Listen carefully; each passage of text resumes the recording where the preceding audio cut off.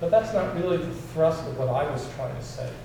What I was trying to say is that you need to calculate with numbers because that gives you familiarity and comfort and even a little enjoyment with symbol manipulation. There are different kinds of symbols.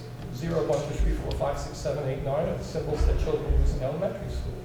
Throw in a decimal point, a percent sign, you're getting into junior high school. When you get to high school, those symbols tend to be replaced by letters like X and Y. And instead of multiplying 32 by 73, you need to multiply X plus A times Y plus B.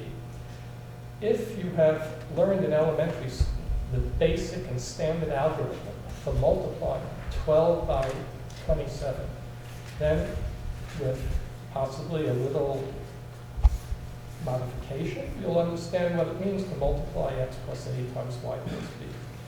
So as a math professor, I will confess to you that calculus exams do not involve any problem that would say multiply 324 by 78. But they consistently involve skill sets that are abstractions of the skill sets that children learn if they learn the standard algorithms.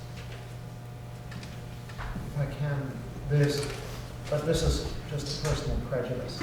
There's a big push in high schools, especially in communities like this, that kids should take calculus in high school. And frankly, my own feeling is that kids get rushed into calculus because the weakness is this pre-calculus. It's algebra, trig, and so forth. Personally, I feel a lot more comfortable if kids really learned that in high school and then took the calculus in college. But I understand there's, AP for getting into fancy colleges and so on and so forth. But it's really the algebra that's important, and it's just manipulating these symbols and solving quadratic equations, that kind of stuff. Yeah, I'm putting on the screen the answer key for a typical kind of first semester calculus exam. And if you go through this answer key, I mean, it's just algebra, algebra, and algebra. That's why I say it 3 times. Those are the only things that matter. Well, that's 3. Yeah, that. Some fractions thrown in there. Okay? I mean, this is what the story is. This is what we expect students to know. And as I say, you cannot, in other words, if anybody says to you, well, we're teaching these abstract, these higher, what do they call it, higher level thinking skills, the elementary school students. And they will say, and then you'll ask, well, but how are they supposed to convert that? Oh, it'll happen automatically. Well, ask these experts, maybe to take a look at these exams or these answer keys and ask them to give a little bit of detail about how the children will make the transition from thinking about strategies for multiplying 7 times 5 to answering, a normal set of calculus questions. Perhaps I should just explain about that thing, which is, this is a calculus problem. Calculate the derivative. Now, part of it is calculus, which is there's something called the quotient rule. And so you use, now the quotient rule is basically, and that's what's new in the calculus, is just setting up that big fraction. So you probably don't know how to set up the big fraction unless you've had calculus. But once you set up that big fraction, then simplifying it or substituting things, that's the part which is the high school stuff. So in other words, in a way, the setting it up, that's just a little dance. You put in, there's u over v, and you put in the v, and you put in the u, and you go, and you just write this stuff down. But then the sort of simplifying it is manipulating some algebra fractions involving x's and so forth, and that's the stuff that they need from before. The calculus part of this is actually easy, even though it looks intimidating. Let me add that you don't see calculators on these tests. That is one of the justifications for saying, well, we don't have to teach long division anymore. We don't have to teach multiplication. We have calculators. The trouble is, if you're illiterate at those skills, you can't do that calculus because you don't pull out calculators to do that.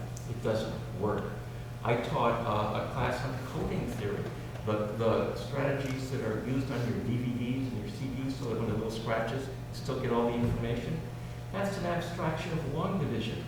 I'm so glad I didn't have to teach my college kids long division, but I might have to now. So when you talked about a lot of your students not being ready for these classes that you're teaching, do you get some that really are ready and are well trained? And where are they educated other than in Singapore?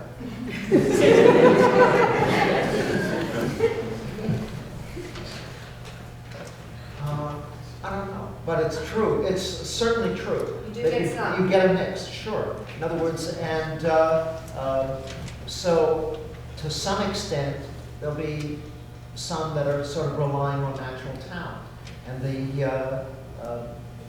and for those, they can sort of pick things up easily. They can learn it. They did learn it, even given the. This is what I meant about that talent stuff in the beginning. What you want is not that people who find this stuff, easy from the beginning should be able to learn it. You want routines that anybody can learn. And so these sort of algorithms, these routines about, say, have 3x plus 1 equals 6, and you move the 7. You move the 1 over, you divide by 3, x equals 2. So, in other words, this kind of drill, that renders that easy, but you need that kind of drill. Now, to be honest, I don't know about it. So, in other words, I just get a mix of students. And in fact, I haven't taught the pre-calculus courses at Stanley yet, so maybe you can speak to it. Or as often, I see them in calculus. And some of them will have come through our pre-calculus courses. And despite that, a good many of them stagger through the pre-calculus courses, and we don't have a high pass rate for it. And of those that do get through, some of them stagger through the calculus, but some of them find it easy. And some of them, I don't know. I can't answer your question. My intuitive perspective on students that I've had is that if you would divide students into two groups, those who completed 6th grade in the United States and those who completed 6th grade elsewhere, you would be able to differentiate their performance, but I've never done this. So I can't give you any concrete answer. These programs are only in about half the country, more or less. So at NYU, I don't see very many of the students who come through these programs. There's no way to know what they took in elementary school because nobody remembers. But these reforms do. There are reform programs all the way through high school, and I really, really don't see very many. I won't see those students in my classes. They're just not there. In our faculty, we have faculty. Most of our new hires are from places like Germany, India, places like that. We do hire Americans too, but you know what? Our PhD programs have a large percentage of people from all over the world, and we work hard to get Americans. We do have some. One year we actually had 50% of the PhD class was from the U.S. That was a bumper crop for us. We have time for about 2 or 3 more questions in the back. You mentioned the reform programs for high school. What would be the reform programs for middle school and high school that would lead us to really fail as opposed to just failing for elementary school? You want me to name some of the Yes, programs? Well, IMP is the 3 outstanding ones by this 1999 panel were IMP, Core Plus, and Outstanding good or outstanding? well, there were exemplary programs that were terrible programs. Were IMP, Core Plus, and actually I have to think for a minute what the other one was. But other ones are CPM, that's College Preparatory Math. Connected Math Project. Huh? Connected Math. CMP. That's right. Connected Math Project, CPM, College Preparatory Math. There are a whole host of them, and I didn't bone up on that for a long time. I haven't looked at those things for good reason for a long time. I have some of them on my shelves. One of the, I guess is the University of Chicago School of Mathematics project series. It's just weak and marginally incoherent, but it's not ridiculous. And you know, there's what the Well, The Michigan State professor Thomas Parker looked into the Michigan students who had gone all the way through in the Core Plus Connected Math Tech program, and by the time they went into Michigan state institutions, they went from something like 7% requiring remedial math to 27% in a 4-year period from the students who had started in that math. So those are traditionally, you mentioned them, but those are traditionally the programs that have been cited as problematic if you take them all the way through. yeah, the place to answer your question is on 2 websites, mathematicallycorrect.com and nychold.com.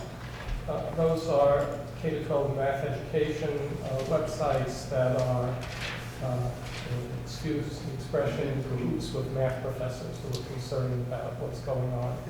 And there you will find, those are very, very extensive websites, and you will find references to evaluations of various programs.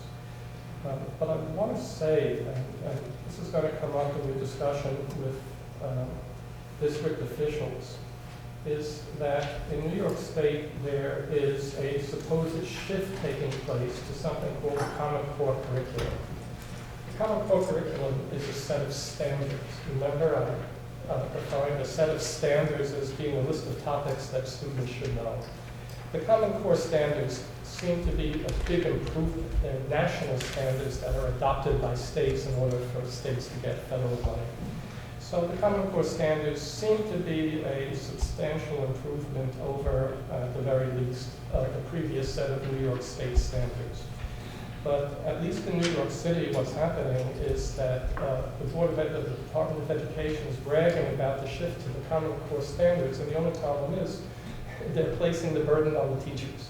So there's a new list of topics that, or a more focused list of topics, a mathematically reasonable list of topics that teachers are supposed to teach. But the problem is that there's no curriculum for them to teach from. And so you're going to hear stuff that investigations has revamped itself to be in accordance with the Common Core standards. But that's nonsense. What they mean is that they're shifting a few topics around into appropriate grade levels, so that if there is a Common Core standard that says multiply a 4-digit number by a 2-digit number, so any of these programs can be in compliance by simply moving a unit into the appropriate grade, but that's irrelevant. If the unit consists entirely of 2 problems for students to solve, in multiplying 4 digits by 2 digits, then they're in compliance with Common Core standards, but it's still the same anti-algebra program, because children do need to have more than 2 problems to practice on, and you have to be very wary of that in future discussions. So we have time for about 2 more questions. Anyone in back? Yeah, I actually had a question. You know, we very focused on the data, basics, so I appreciate that, but the goal is to teach the best and get to a good college. Can you speak louder? Sorry, I said that, I understand that. I think what I'm getting at is, we're talking about the basics, and I appreciate that, but if you take it to another level, such as I think you're computer science professor, I studied computer science in college myself, and one of the things that I think I found was that the principles of higher order reasoning were not actually evident to a lot of the students till they actually entered college. So, for example, algorithmic. I'm sorry, higher order what? Higher order reasoning and thinking. Okay. So, for example, algorithmic reasoning, for example, basic algorithms, I think were not evident to students till they entered college. And I think that the fact that we were able to apply those in practical problems, say in computer science, right, made it much more interesting to the population. And what I was wondering about was, is there any push effectively to teach things that could be useful and also lead to higher order sort of teaching techniques in high school, for example? So teaching algorithms or logical reasoning, rather than